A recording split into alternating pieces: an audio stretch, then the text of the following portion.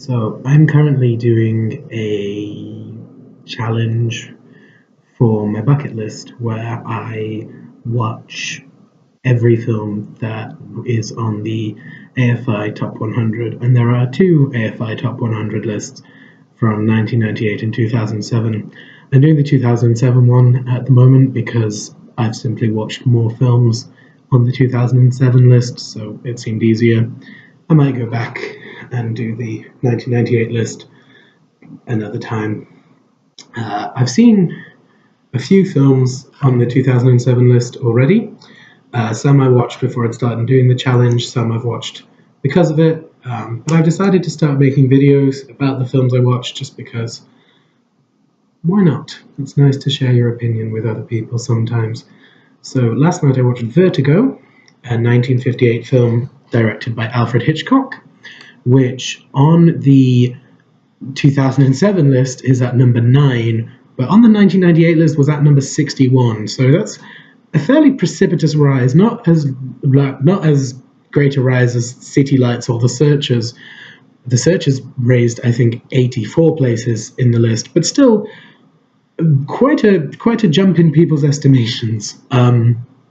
So, yes, Vertigo, a very well-regarded film. In 2012, Sight and Sound actually said it was the best film of all time, better than Citizen Kane, which I don't think I quite agree with. But I did enjoy Vertigo a lot. I read one theory that the reason Sight and Sound liked Vertigo so much in 2012 was because some of its music, some of Vertigo's music, was used in The Artist that year. So people were just remembering Vertigo because of the release of The Artist. And the music in Vertigo is very fantastic. It's a brilliant score. It's creepy and it sticks with you and it heightens all the emotions in just the right way. So yeah, it's a very good score. Almost all of the elements about Vertigo are very good. The music is lovely. The directing is obviously top notch. The actors are all extremely good. Everyone remembers Kim Novak as the sort of the prototypical Hitchcock blonde, but actually the person who I think maybe goes unsung as for giving a absolutely stellar performance is Barbara Bel Geddes as James Stewart's friend Marjorie. She is, I think, wonderful. She's so natural. She just sounds like a normal human being, which it's harder to act just a normal person, a normal natural person than I think people give credit for. So that was very nice to see.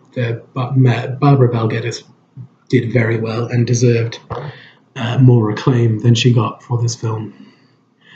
The script is also very enjoyable. There's some lovely, sort of flirting that is kind of typical of that, like movies of that era, but still, very nice to watch. Still very kind of spunky and sprightly dialogue, which is very nice. The story is very engaging. The story, the central mystery, what is going on with Madeline, is very intriguing and holds your attention. I'm trying to keep spoilers free. The first part of this video will be spoiler free, and then I will mark a point, and after that there will be spoilers. So the script, the story, the visuals, the music, all very good, all very well, all top marks. Yeah. So it's a very solid film. There's no real area where you can sort of poke a hole and say, that's not quite as good. There's no weak element. So very well done on that. I think now I will have to go into spoilers to explain my full opinion on this film. So spoilers from here out. The ending of the film, I didn't quite understand at first. So the ending of the film, Madeline and John, that's his name, that's James Stewart's name in this film, Madeline and John go back to the church, and he is sort of dragging her up the church tower and saying, he's sort of figuring out the plot that he has been part of, and she is admitting it's all true. And I think she's desperately in love with him at this point, but she's also very frightened of him, as anyone would be when someone is dragging you up the stairs and shouting at you. And she's standing at the window, and someone comes up to the bell tower. Someone else comes up, and she says, "Oh no!" And there's a sort of a weird camera angle, and you hear her scream, and then she's fallen out the window, and she's dead. Well, yeah, she is dead. And the thing I was confused about, because it's quite clearly a nun who has come up through the trapdoor. Like, there's no ambiguity. Like, the silhouette is very clear. And there haven't been any characters in the film that are sort of noticeably nuns. So I'm not sure she's meant to mistake it for anyone else. And she says, "Oh no," and then steps out the window and falls. And I was confused because I didn't really know who she was meant to think it was. If it was just meant to be a thing of judgment for the murder plot in which she was involved, I wasn't quite sure. And then I looked on Wikipedia, because I'm very basic. I looked on Wikipedia, and Wikipedia says she's startled by the person coming up through the door and takes a step back and falls out the window, which, I mean, that would make more sense, but I don't then know why she would say, "Oh no." When I'm startled, I don't really say "oh no." Never heard anyone say that. I've heard people go like "oh," but never "oh no." So that was a bit confusing to me. The other sort of weakness I feel is that the vertigo doesn't really come into the plot that often. It's mentioned at the beginning, and then the first time he runs up the church tower after Madeline. I guess her real name is Judy. Was Judy Barton meant to be another alias, or was that her real name? I'm sure that's her real name. I'm sure Judy Barton was her real name. So he chases up after Judy, who is posing as Madeline, and then he looks down and he gets the vertigo, and he makes it harder for him to chase after her. And then it kind of comes back at the end, but not especially. It's not very important. It's kind of justified in that Judy says the reason Elder chose John to follow her is because he knew he wouldn't be able to go up the tower because he knew that he had vertigo.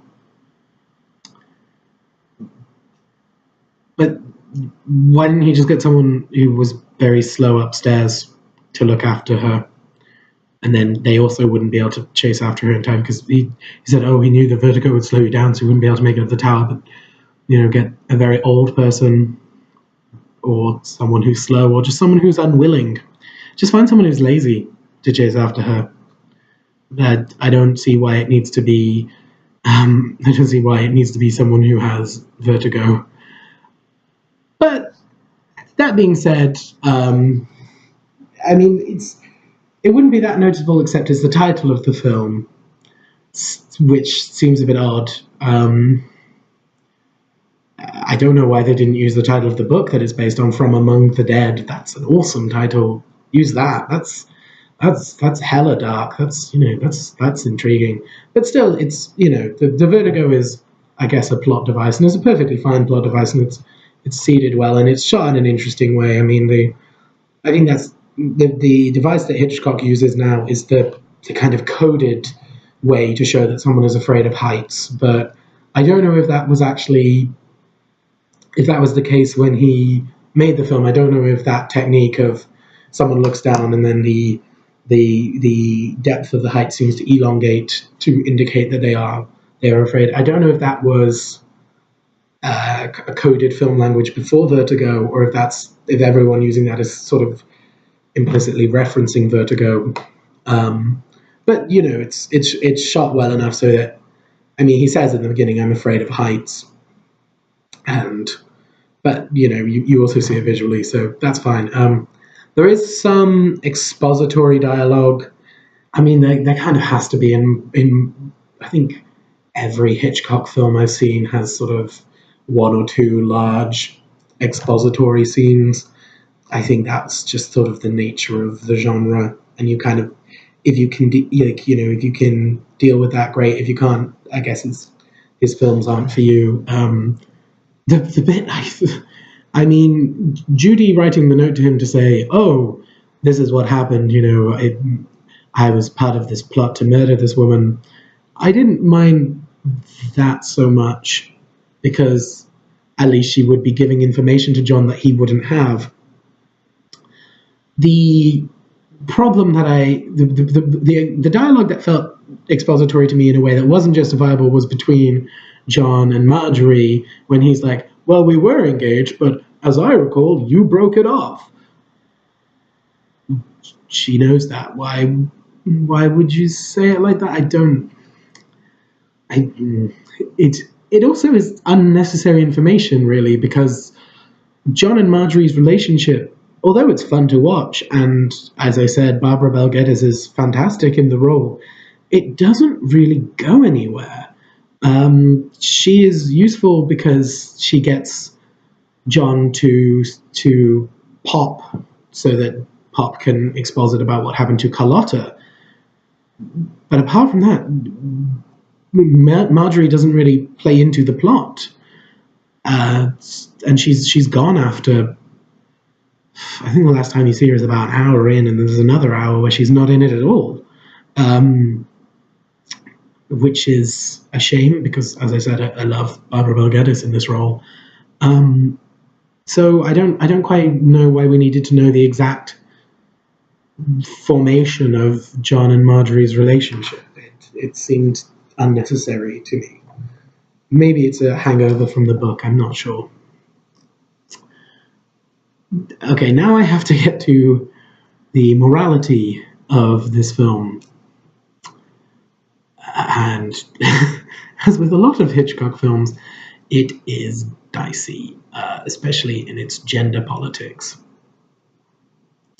Arguably, Vertigo is maybe slightly better than some other ones because Judy is at least presented as John's equal in manipulation, I would argue, but the way John treats Judy.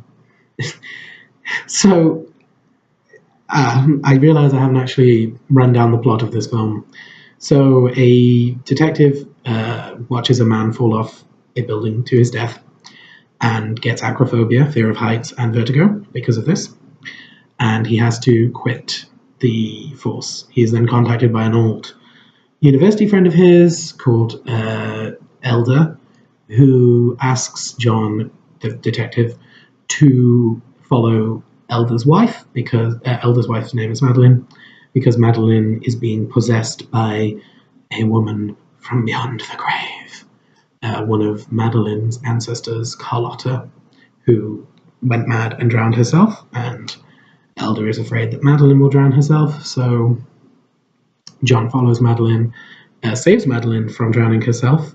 Madeline says she doesn't know where she was, and she has these long blackouts. And then John takes Madeline to a church that Madeline is claiming she's seeing when she's possessed, and Madeline throws herself off the roof of the church. John chases after her, but cannot. Madeline doesn't throw herself off the roof. Sorry, she throws herself off the church tower. John chases after her, but can't get to her in time because of his vertigo. It slows him down as he's climbing up the tower. And a few weeks later, John runs into someone who looks exactly like Madeline, who's called Judy. And Judy's like, "No, I'm not her. I have all this stuff proving that I'm not her. My name's Judy." And John is kind of obsessed. And John is completely obsessed with her because she looks exactly like Madeline. And John was in love with Madeline. And then it turns out Judy was posing as Madeline because she looked a lot like Madeline. I don't think we never meet the real Madeline in the film. So Elder wanted to kill Madeline. He wanted to make it look like a suicide. So he breaks Madeline's neck, takes her up to the top of the church tower. Judy, posing as Madeline, runs to the top of the church tower. Elder throws the real Madeline off the church tower. She falls on the roof. She's dead. It's ruled a suicide because of the evidence presented by John that she was having blackouts. It's very complicated. And Judy, so John runs into Judy, and Judy writes a letter to him explaining this, and then crumples up the letter and decides to start dating John anyway, because she is also in love with John. And then John makes Judy start dressing like Madeline and doing her hair like Madeline, and it's incredibly creepy. And then Judy wears a piece of Madeline's jewelry, and John's like, wait a second, these are literally the same woman. And he goes a bit insane. He gets very angry. He drives her back to the church, and Judy accidentally dies because she is startled and she falls off the church tower. The section where John is making Judy up to be exactly like Madeline is incredibly creepy. It's incredibly controlling and manipulative, and it's very uncomfortable. I would argue that the film knows it's uncomfortable and portrays it as uncomfortable, because Judy is very clearly shown to be uncomfortable. Judy is very clearly shown to be unwilling, and yet she feels she cannot escape this relationship. She is in love with John. John does say you can leave, but she doesn't, because she's sort of held by his thrall, and it's extremely uncomfortable because it's clearly an abusive relationship. As I've said, Judy is shown in the beginning to have been manipulative of John because she is playing on John's feelings and she was lying to him about who she was, but that doesn't really make the later scenes any less uncomfortable. That said, they're played very well, they are written very well, and as I've said, I think the film knows it's uncomfortable. The film is about obsession. I think would say its primary theme is obsession. It's John's obsession with the man falling that he first sees that sort of drives him off the horse. It's Madeline's supposed obsession with the past that drives her to suicide, although obviously it's actually not. And then it's John's obsession with Judy, and Judy's love of John isn't really obsessive, but Judy's love of John that ultimately leads to Judy's death. So obsession is a very big theme in Hitchcock's canon. Obviously, Rebecca, this is quite a lot like Rebecca, really. Obviously, it's a very different setting to Rebecca because this film is set in San Francisco, but I would say there are definite echoes of Rebecca in Vertigo, and yeah. But obsession is obviously obsession and voyeurism, classic Hitchcock. This is probably the most nakedly thematic, the moment that is most nakedly and thematically about obsession, I would say Vertigo. So that might be why it gets ranked so highly among his works. I would not say this is the best Hitchcock film. I did not enjoy this anywhere near as much as I enjoyed North by Northwest, which I watched recently, and I will try and do a video about soon. I don't think it's as classic as Rebecca. I don't think it's as scary as Psycho. And it's a very good film, but I would not say it is superlative among Hitchcock's work, apart from in the thematism. But then I would also argue that Rear Window is also very clearly about obsession. I don't quite know why this one is more highly regarded than others. But it is very good. It is definitely worth watching. The music is wonderful.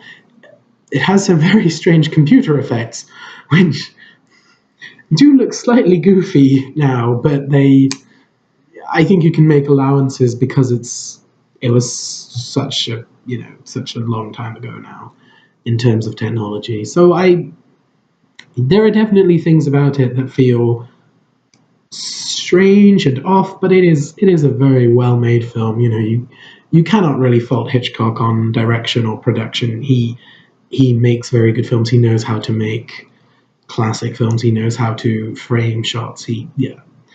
I'm not saying anything new there. So yes, Vertigo, I enjoyed it immensely. I would recommend it. Give it a watch and maybe see if you agree with me about the ending scene being confusing. And if you find the scenes with Judy being made over to be Madeline quite as uncomfortable as I did. Thank you very much.